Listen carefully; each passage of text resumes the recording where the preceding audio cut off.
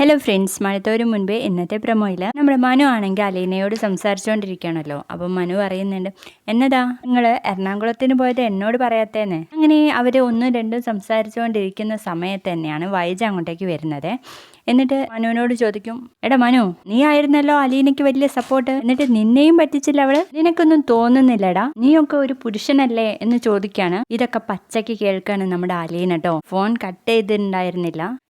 അതിനുശേഷം മനുവിന്റെ പെങ്ങൾ അങ്ങോട്ടേക്ക് വരികയും നമ്മുടെ വൈജയുടെ അടുത്ത് പറയുന്നുണ്ട്, ബാലേന്ദ്രൻ അങ്കിളിന്റെ മകളാണ് അലീന എന്നായിരുന്നല്ലോ എല്ലാരും വിശ്വസിച്ചിരുന്നേന്ന്. അതും കൂടി കേൾക്കുമ്പോൾ നമ്മുടെ വൈജയാകെ ഞെട്ടിത്തരിച്ചു നിൽക്കുക.